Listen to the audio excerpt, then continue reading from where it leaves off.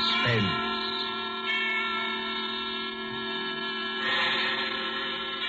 Tonight, Columbia brings you as guest star Hollywood's genial character actor, Stuart Irwin. The story is by the author of The Thin Man and the Maltese Falcon, Dashiell Hammett, one of America's acknowledged masters of the art of suspense. Suspense is compounded of mystery and intrigue and dangerous adventure. In this series are stories calculated to intrigue you, to stir your nerves, to offer you a precarious situation, and then withhold the solution until the last possible moment. Tonight, for instance, Stuart Irwin plays for us a pleasant, easygoing assistant chief of police in a small town who, to everyone's surprise, was instrumental in solving a murder. We trust that with this tale we shall keep you in suspense. For suspense tonight, CBS presents Stuart Irwin in Two Sharp Knives by Dashiell Hammett.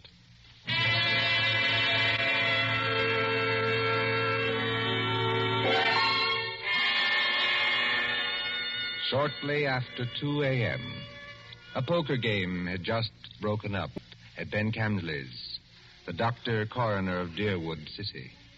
Scott Anderson, Deerwood's chief of police, and Wally Shane, his assistant, were standing outside. Where are we heading for, Scott?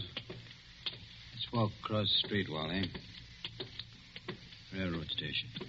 Gee, aren't you afraid of the excitement, Chief? Don't you think that watching the 211 come in is apt to be too much for your blood pressure? Well, if it is, Wally, you can always carry on.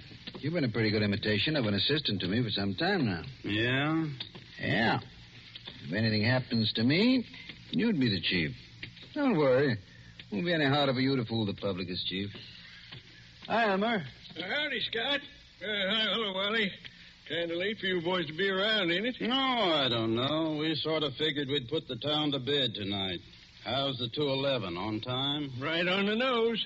She ought to be blowing for the bend in just about 3 seconds now. Yep. What'd I tell you? It's her now. Expecting anyone on her, Scott? No, Elmer, I'm not expecting anyone. Wally and I just thought we'd come over and watch you come in, that's all. You know, Elmer, you never can tell who might get off, though. Dick Turpin, Henry Morgan, Jesse James, Jack the Ripper, or 6 officers of Murder Incorporated, or even your Aunt Gussie. I guess you're right, Wally. Well, here she be. Pardon me, gents, but I gotta be rolling the wagon out to the baggage car.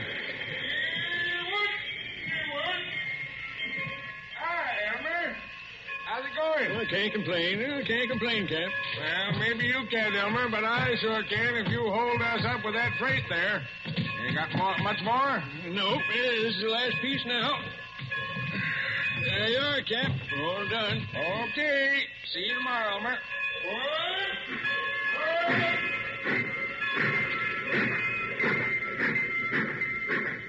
Hey, Scott, do you see what I see?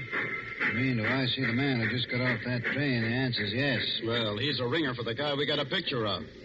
That is the guy. Well, then, what do we do now? We take him, Wally. My car's at the corner of the alley. But, Scott... We'll tail him up the street. Okay, Scott. There he goes now, over toward the taxi stand. Come on. Let's follow him.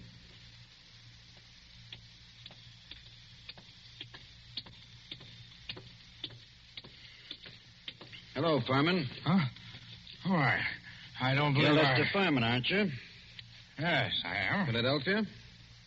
Yes? I'm Scott Anderson, chief of police. What? Chief of... What's happened to her? Happened to who? Oh, no, you don't. No. Let me go. Hold You on. think you can pull that sort of stuff with me? You're very much get a mistaken. crack at that mug. Oh, no. Wait a minute. No. Wait a minute. Hold it, gentlemen. Wally. Well, Furman? Well, I'm sorry. For a moment there, I thought you weren't really a policeman. Thanks. It's nice to know I look almost human. Yes, it was silly of me. I'm sorry. Well, let's get going now before anything else happens. Okay, Furman, get in the car. I'll drive, Scott. In you go.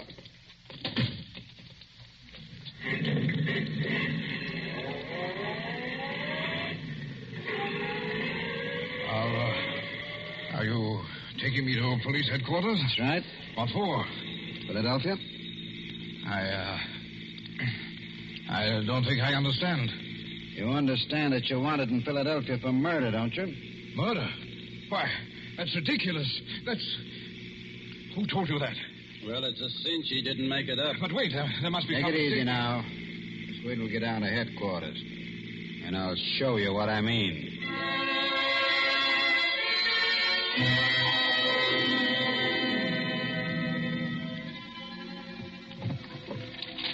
Now then, here's the circular on Lester Furman. It was sent out by the Transamerica Detective Agency in Philadelphia.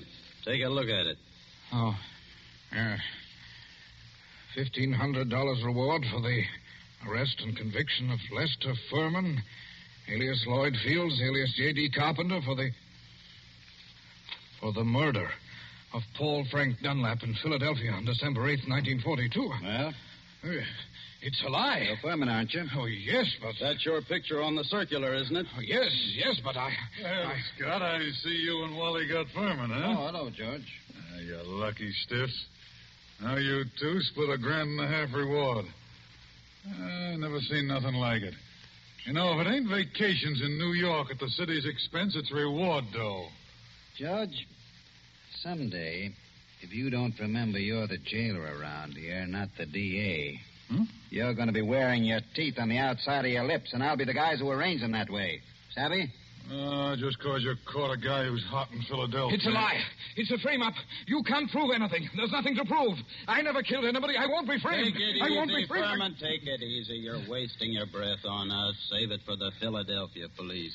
We're just holding you for them. But it's not the police. It's the Transamerica Please Detective... turn you over to the Philadelphia police. Mr. Anderson, Well, then there's nothing I can do now. There's nothing any of us can do till morning. You'll have to search you now, then we won't bother you any more till they come for you. But Wally, you look through his bag. I'll see what he's got in his pockets. Okay, Scott. Well, all he's got on him are some business cards, a few letters, $160, a book of checks in a Philadelphia bank, and a few odds and ends. What's with the bag, Wally? Not much. A couple of changes of clothes, some toilet articles, and... Oh, here's a 38. Loaded. Pretty little thing, isn't it? Okay, put those things in what I got in the vault. All right, George. You can take Furman now and lock him up. This is the most ridiculous Come thing on, darling, come on. We ain't had nobody in our little hoosco for 3 days running. Hey, yeah? Now you'll have it all to yourself. Just like a suite at the Ritz. But Go on, in you go. I tell you, you're making a mistake. I demand to be allowed to get in touch with my lawyer. Hey, how about you boys cutting me in on a little of that blood money, huh? Oh, sure, George, sure. I'll forget all about that 2.5 you've been owing me for 3 months. Make Furman as comfortable as you can, George. Take good care of him. He's valuable, huh? Yeah, now, if it was some bum that didn't mean a nickel to you... George, any day now, I'm going to forget that your uncle is county chairman and throw you back in the gutter just to see how high he'll bounce. Remember that. Oh, Scott, I didn't mean nothing. That's all, George. Never mind the rest. I'm going home now. If anything's urgent, I can reach there. But get this.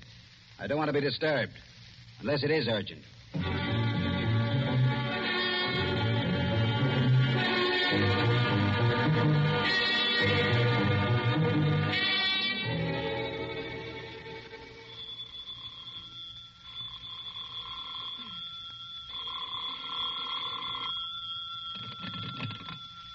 Hello. Scott, this is Wally. Yeah, Wally, what time is it? It's 6:05 in the morning, and you'd better come right down, Scott. That fella Furman's hung himself. What? Furman hung himself? Yep, by his belt from a window bar. Deader than a mackerel. I'll be right in, Wally. Phone Doc Camsley and tell him I'll pick him up on my way down. No doctor's going to do Furman any good, Scott. Well, it won't hurt to have him looked at. You'd better phone the Chronic Court at Douglasville, too, and file a routine report. Already did that. And what's more, hold on to your seat. The DA's on his way over, in person. The DA? Yeah. I'll be there before you hang up, Wally.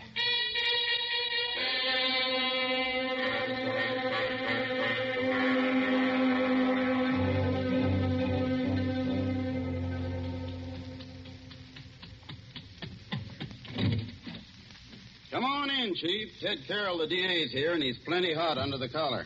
What's he burning about? Oh, he's just mad, running up quite a phone bill on us, too. Been calling Philadelphia every couple of minutes since he got here. What kept you so long? I couldn't get my car started. Well, let's go in and see the old buzzard. No, Ted? Listen, Scott, what is all this? Oh, what? There's some funny business going on here. What's funny about it? Man hangs himself. Just another case of suicide. Sure, it was suicide. But I just telephoned Transamerica. Dug a guy out of bed there. And he said they'd never sent out circulars on Furman. Didn't know about any murder he was wanted for. All they could tell me about him was he used to be a client of theirs. I don't know what to say, Ted. I don't either. Oh, a fine chief of police you are. What on earth kept you so long? Car store. Came as quick as I could. Ain't you so crabby, Ted? Nothing. I guess it's just the district attorney and... Ah, now, come, gentlemen. Nobody'd know you two are staunch admirers of each other. Okay, Wally. Tell me, what do you make of it? Well, there's plenty wrong, Scott. First, that Transamerica thing. They never sent out circulars about Furman. And now, get this. I talked to the Philly police just before you came in. There wasn't even any Paul Frank Dunlap murdered. There wasn't? No. What did you get out of Furman before you let him hang himself? But he was innocent. Didn't you grill him? Didn't you find out what he was doing in town? Wally, didn't you? What for? He admitted he was Furman. The description fitted him. The photograph was him. The Transamerica Detective Agency's supposed to be on the level, ain't it? Philadelphia wanted Furman. We didn't. But Why, sure, Ted. If I'd have known he was going to hang himself. Yeah, but then if your aunt wore pants, he'd be your uncle. You said Furman had been a client of Transamerica. They tell you what the job they did for him was? His wife left him a couple of years ago, and he had them hunting for her for 5 or 6 months.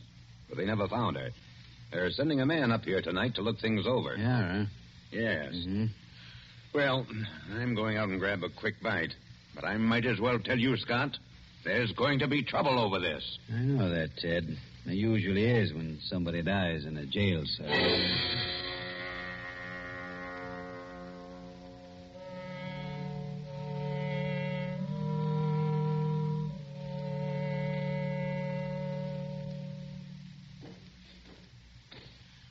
Well, so what's become of that 1,500 fish now, huh, Scott? What happened there last night, George? Nothing. Furman hung himself. Did you find him? Uh-huh. Wally took a look in here to see how things was before he went off duty, and he found him. You're asleep, I suppose. Well, I was catching a nap, I guess, but everybody does that sometimes, Scott. Even Wally sometimes when he comes in off his beat between rounds. Yeah, but I always wake up when the phone rings or anything. Oh, sure. Well, suppose I had been awake. Can't hear a guy hanging himself, can you? Did Doc Cantley say how long Furman had been dead? He done it about 5 o'clock, he said he guessed. Oh, you want to look at the remains, Scott? They're over at Fritz's undertaking parlor. Not now. Hey, and speaking of firemen, what are you going to tell the guys from Transamerica when they show up here tonight?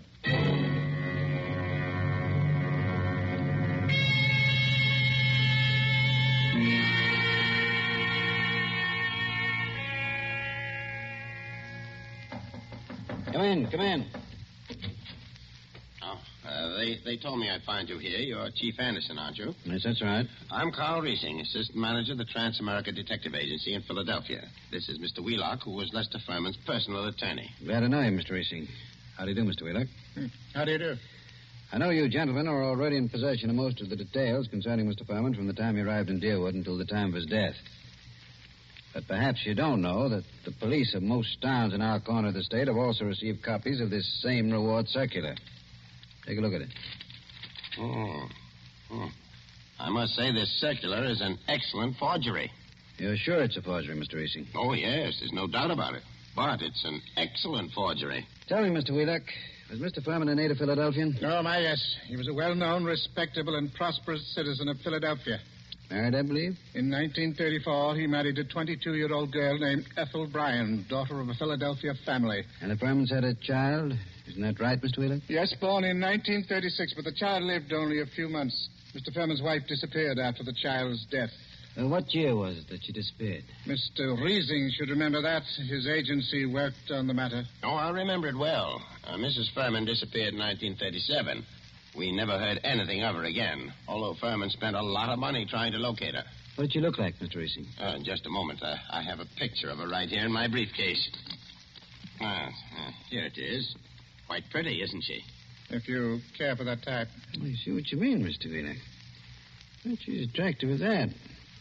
Judging by this photo, I'd say that she was a small-featured, pretty blonde, with a weak mouth and large, somewhat staring eyes. Oh, that's an accurate enough description, all right.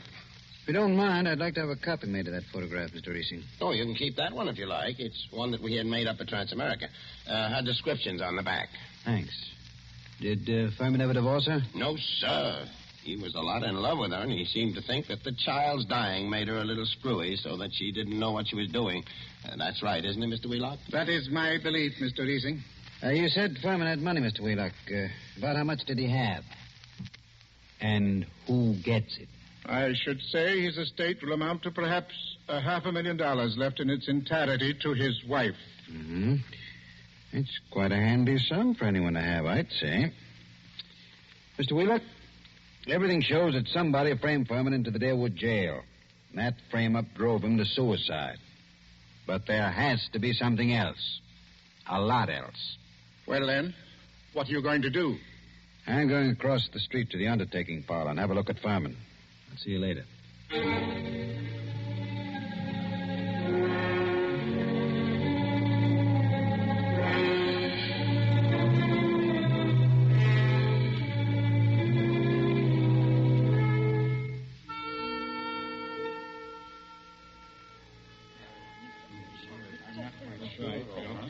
Hello, Doc.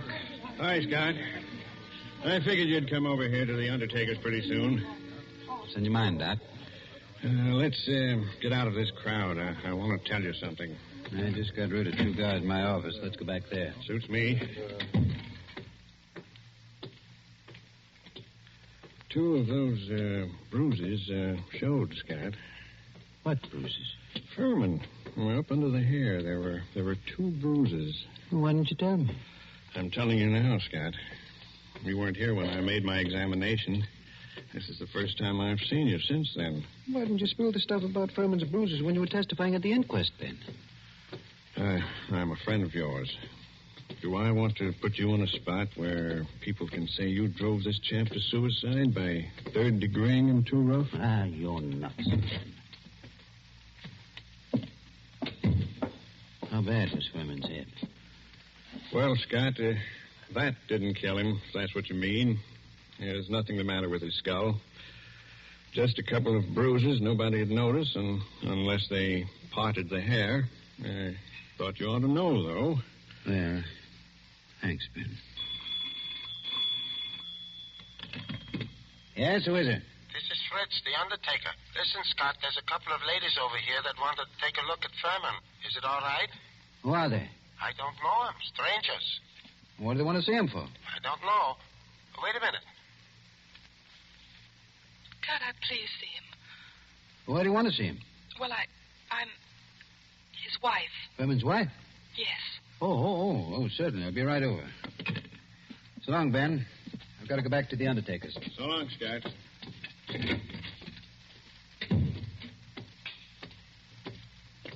Hey, Scott. What do you want, Wally? I want to talk to you a minute. Over here where we won't be seen. Okay, what is it? A couple of dames came into Fritz's undertaking place just as I was leaving. One of them's Hotshaw Randall, a babe with a record as long as your arm. She's one of that mob you had me working on in New York last summer. Does she know you? Sure, but not by my right name. She thinks I'm a Detroit rum runner. I mean, did she recognize you just now? I don't think she saw me. Anyway, she didn't give me a tumble. You don't know the other one? No, she's a blonde, kind of pretty. Okay, Wally. Stick around a while, but stay out of sight. Maybe I'll be bringing these dolls back with me. Whatever you say, Chief.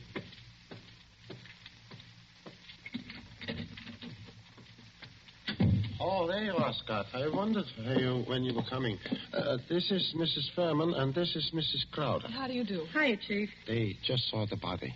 Mrs. Crowder, I thought your name was Randall. What do you care, Chief? I'm not hurting your town any. Don't call me Chief. You city slickers, I'm the town whittler. Thank you for letting me see him. It's all right, Mrs. Furman.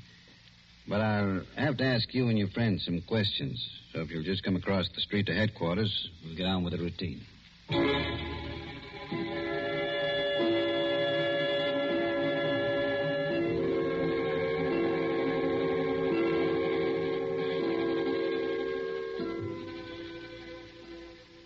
Before I ask any questions, I want to tell you something.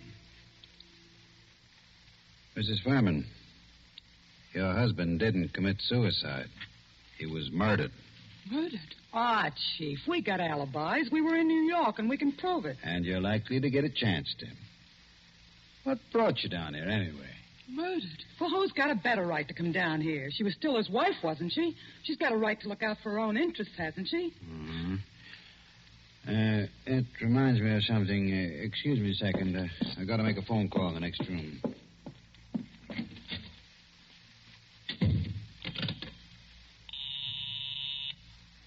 Officer Hamill speaking.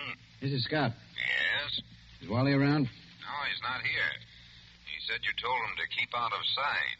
I'll find him for you, though. Right. Tell Wally I want him to go to New York tonight. Send Mason home to get some sleep. He'll have to take over Wally's night trick. Oh.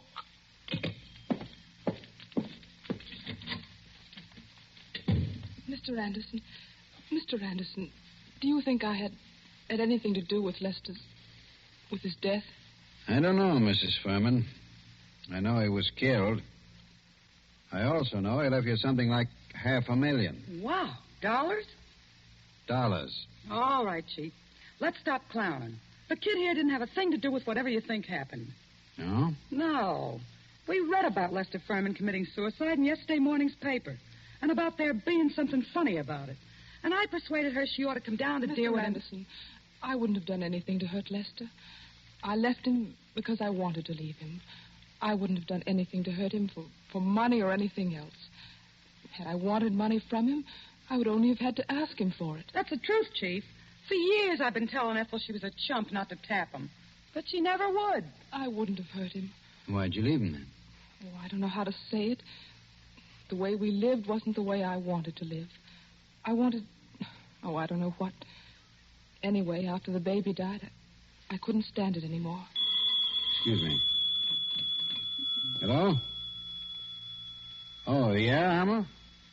You gave Wally the message? Yes, I want him to go to New York tonight. Okay, where is he? Home? He is home, huh? Okay, thanks. Mrs. Furman, this circular, it's got your husband in the jail. Did you ever see that picture before? No. Why, that can't be. It's a snapshot I have. It's an enlargement of it. Who else has one? Nobody that I know of. I don't think anyone else could have one. You still got yours? Yes. Don't remember whether I've seen it recently. It's with some old papers and things. But I must have it. Well, Mrs. Furman, it's stuff like that that's got to be checked up. Neither of us can dodge it. Now, there's two ways we can play it. Yes? Mrs. Furman, I can hold you here on suspicion until I've had time to investigate things. Or I can send one of my men with you to check up in New York. Yes? I'm willing to do that if you'll speed things up by helping him all you can. If you'll promise you won't try any tricks. I promise. I'm as anxious as All right. How'd you come down? We drove down. We got a great big car. That's my car, see? That big green job across the street. Yeah. And my man can ride back with you, but no funny business. Oh, don't worry, Chief. Come on. We're going to see Wally Shane, the man who's going to drive to New York with you.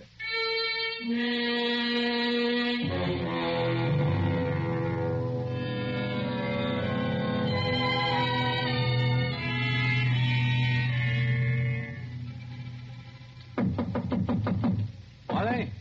Who is it? Scott, Wally. Come in. Ladies first. Harry. Ethel. No, you don't. Oh, you're just reaching with that gun, Wally. Already got you covered. I guess you win, Scott. Yeah, I guess I do. Come along back to headquarters with me like a good little boy. Wally, you're under arrest. for murder.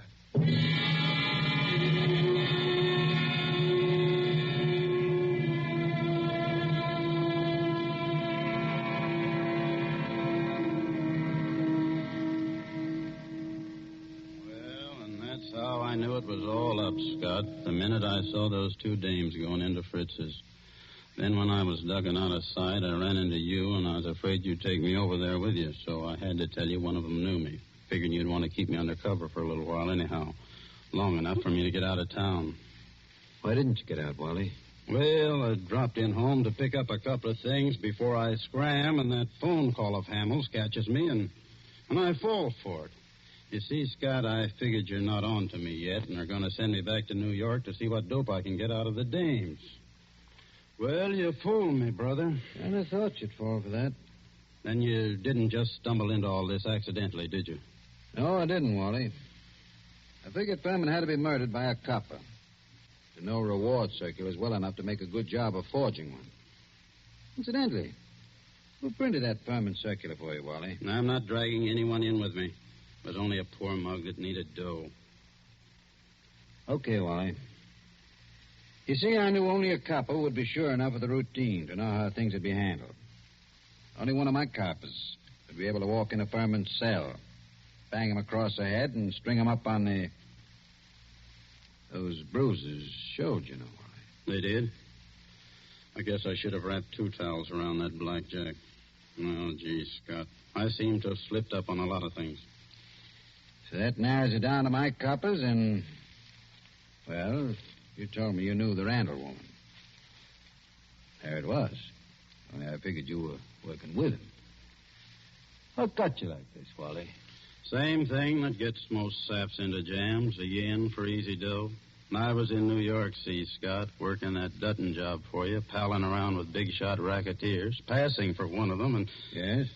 Well, I got to figuring that my work takes more brains than theirs, and they're taking in big money, and I'm working for coffee and cakes. That kind of stuff gets you, Scott. Anyway, it got me. Mm-hmm. Then I ran into this Ethel Furman, and she goes for me like a house afire. I liked her, too, see, so that's dandy. But one night she tells me about how much dough her husband's got and how he feels about her, and I get to thinking... Thinking what?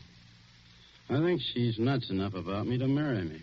So I got to thinking, suppose he died and left her his role. Mm-hmm. I see. So I run down to Philly a couple of afternoons and look Furman up, and everything looks fine. I took my time working out the details, meanwhile writing to her through a fellow in Detroit. Go on. Finish, Wally. Well, I decided to do it. I sent those circulars out to a lot of places, not wanting to point too much to this one. And then when I was ready, I phoned Furman, telling him to come to Deerwood Hotel that night. And sometime before the next night, he'd hear from his wife, Ethel. I knew he'd fall for any trap that was baited with her. Only I guess I'm not as sharp as I thought I was, Scott. Maybe you are, Wally. Maybe you are. That doesn't always help. Old man Camsley, Ben's father, used to have a saying, to a sharp knife comes a tough steak. Well, sorry you did it, Wally. I always liked you. I know you did, Scott. I was counting on that.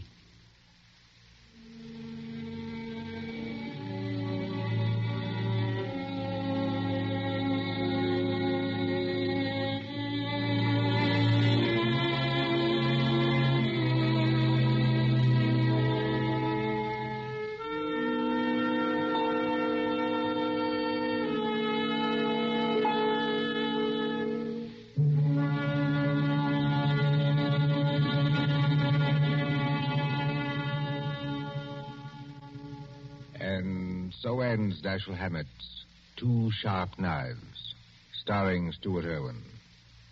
Tonight's story of suspense. Columbia presents these tales of mystery and intrigue and dangerous adventure for your relaxation and enjoyment. Next week, suspense will not be heard because of a special holiday broadcast. Columbia's review of the events of the year, 12 crowded months. which has been scheduled. On the following Tuesday, January 5th, there'll be another in this series. Same hour, 9:30 Eastern Wartime. William Spear, the producer, John Dietz, the director, and Bernard Herrmann, the composer-conductor. Our collaborators on Suspense. This is the Columbia Broadcasting System.